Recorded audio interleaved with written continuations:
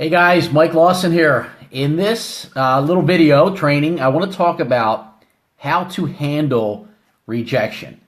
And let me first start off by just asking you a quick question. Have you ever just been crippled by a no? You've been rejected?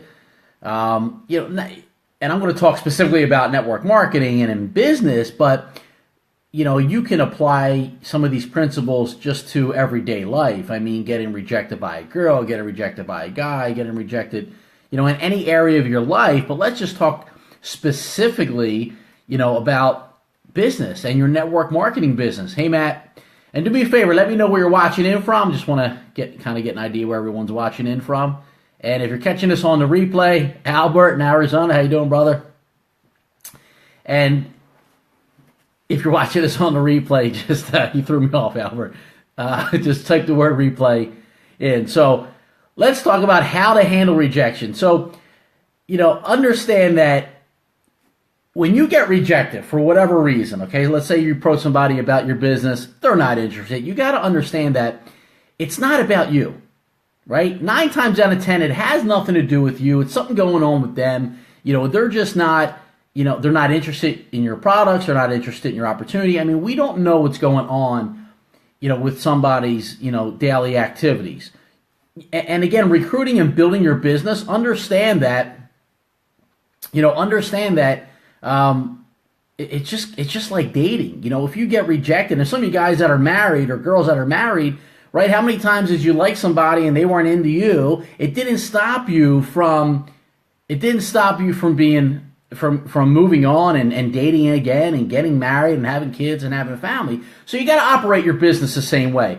So how I like to approach it, if I'm ever rejected, like when I'm building my business, think of it this way. What if and some of you guys, you really want to recruit that person, right? Whether it's for an extra bonus or you just really want to recruit somebody. Maybe you want to show your team that you're at recruiting and you're working on somebody and let's say that they're, Matt, thanks for sharing, brother. And let's say that they're, they just can't, like maybe they're stringing you along and you're getting frustrated. And then maybe they just say no, or they just say something that really bothers you or offends you, and you feel like, wow, what did I do wrong?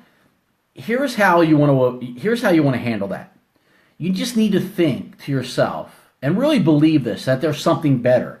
Meaning, what if you did recruit that person and they were nothing but a pain in the butt?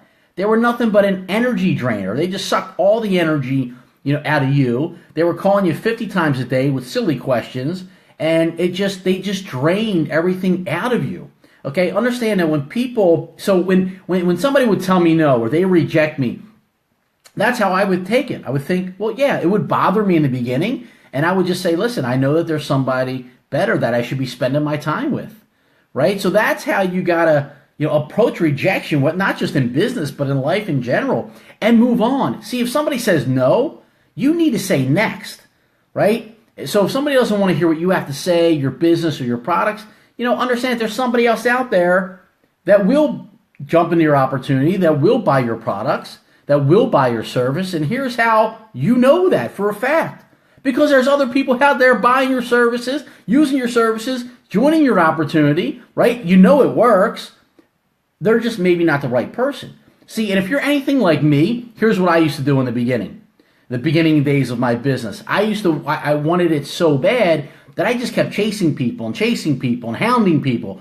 I remember, I was building my business. I was going to Temple University, and I was in college where I was building my network marketing business. And there was these guys that I met, and when I would drive down to Temple, and I would go down, one of the roads, one of the guys worked at a cell phone store. I literally stopped there probably 3 or 4 times a week just to keep going in there trying to recruit this guy. But just like dating, what happens? When you keep chasing somebody, what do?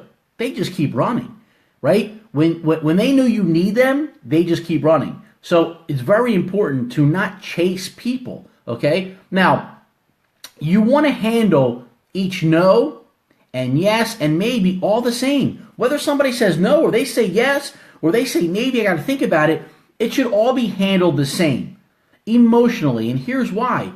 You need to be focused on your goal.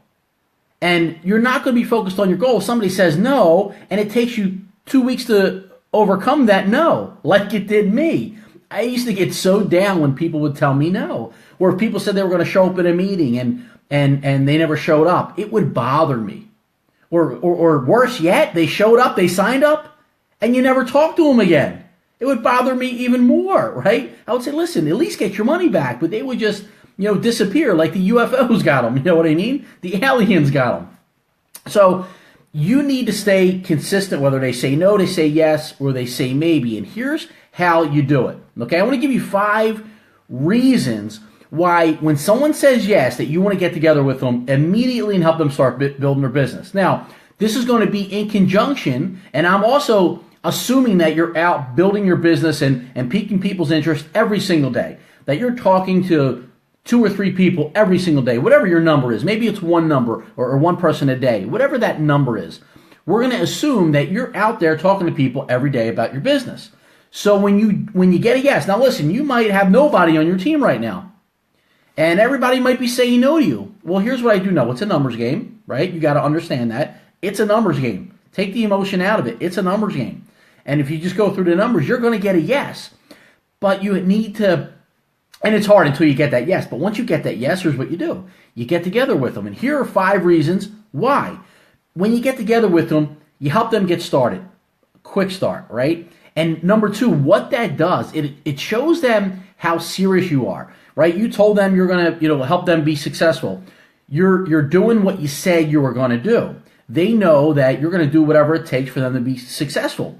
Number 3, you help them to start building their team. What I would encourage you to do is when you get together with them, have them call one person.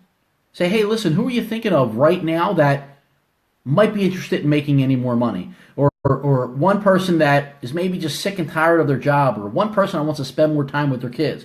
Who are you thinking of right now that needs to make more money? Let's call that person, because what that does is that shows them, and it shows them that you're serious and that you're helping them start building their team, and it also builds trust. Number 4 is listen. If they're not really serious, they're probably going to hesitate putting you on the phone with somebody. And here's what you start doing: you get the list from them. Right? That you told them to make a list, and they start thinking about people. And if you can get a few numbers, because here's what you want to do. As a leader, you want to start taprooting. You want to start, talking to people that they know. Okay? Listen, taprooting is just a form of, getting into somebody's warm market. And it's a lot more effective than talking to people cold market, especially when you have somebody that's hot or a warm prospect. It's always more effective. Now, number 5, and this is the most important, it keeps you busy. It keeps you on track, right? It keeps you focused where, you don't have time to dwell on that no. You don't have time to dwell on that person telling you, oh, it's a scam, or I talked to, 5 of my friends and they all said it's a scam. Well, they didn't tell you that 5 of their friends, they're all broke. So my point is, right, when they say no or they say maybe, okay, great. You're focused on your goal. Oh, you said yes? Okay, let's get together. And you're staying busy. Oh, you said no? Okay, great. I'll come back to you. Oh, you said maybe? Okay, great. I'll come back to you.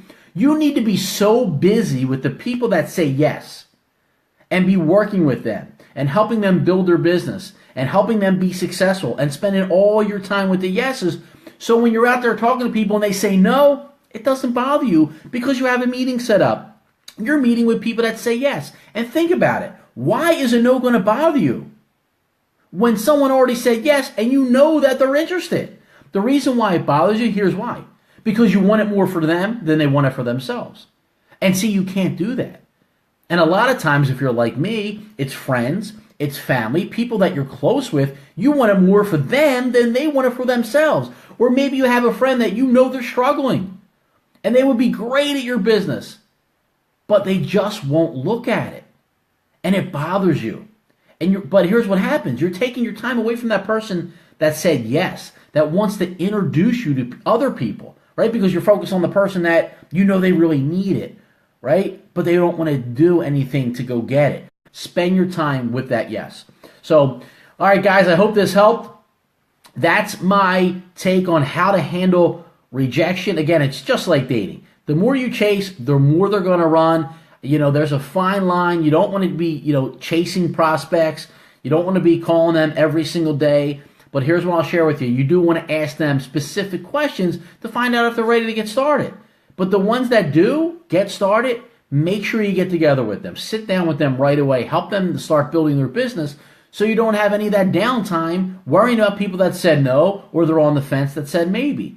So if this video helped you, do me a favor. If you got some value, drop the word value in the comment section. And do me a favor, tag somebody or on your team, or just share it with somebody that you think that this video would benefit. Until next time, go out there, make it a great day. And again, thanks for all your support. Look forward to talking to you guys soon.